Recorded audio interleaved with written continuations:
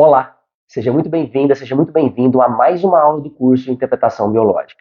Na aula de hoje eu vou te explicar qual é a causa biológica da depressão. Na verdade, eu vou te mostrar quais são as áreas cerebrais que estão relacionadas a esse diagnóstico clínico chamado de depressão. Para entender isso, eu preciso explicar sobre a relação entre o cérebro e as suas emoções.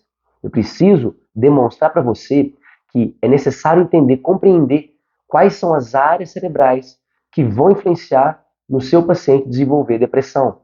E por que ele desenvolve depressão? Qual é o sentido disso? Quais são os conflitos e programas biológicos que estão relacionados à depressão?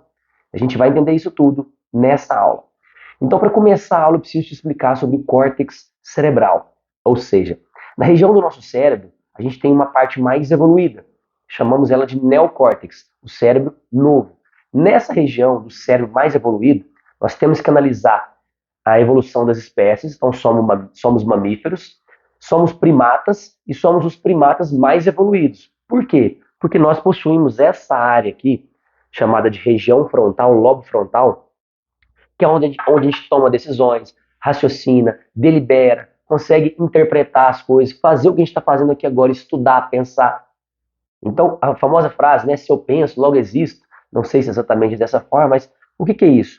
É exatamente o lobo frontal, nosso cérebro mais evoluído, essa região anterior. Principalmente o córtex pré-frontal, que é exatamente essa área que você toma as decisões e por aí vai, calcula e tudo mais. Então, a região do cérebro novo, que não é só essa área, eu vou explicar para você outras áreas que também fazem parte do cérebro novo, elas estão relacionadas a essa parte mais evoluída do nosso cérebro, a parte mais nova de fato. E para a gente entender qual é a área que tem relação com depressão, eu vou explicar para você detalhadamente quais são as áreas que possuem essa relação com o cérebro novo. Então, todo o córtex cerebral, de um modo geral, ele é chamado de cérebro novo. Ok. Além disso, além do córtex cerebral, nós temos então essa área em verde, que é a área do córtex pré-frontal. Então, essa região do lobo pré-frontal está relacionada a situações que têm relação principalmente com ansiedade. É quando você tem que antecipar o que vai acontecer.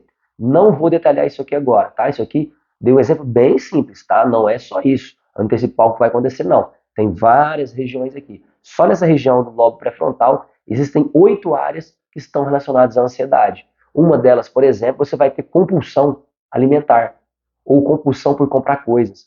Outras áreas vão ter outros transtornos.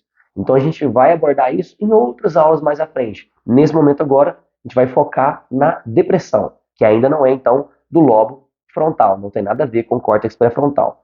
Logo na região, depois dessa região verde aqui, a gente tem uma outra região que é chamada de córtex motor, que tem a ver com os nossos movimentos. E essa região do córtex motor, também nós vamos falar nessa aula, mas tem a ver com conflitos que envolvem movimento. Normalmente quando você tem um movimento interrompido, você não pode executar aquele movimento, você pode ter, por exemplo, em algumas fases específicas, o quadro de paralisias, as famosas escleroses, né? E por aí vai.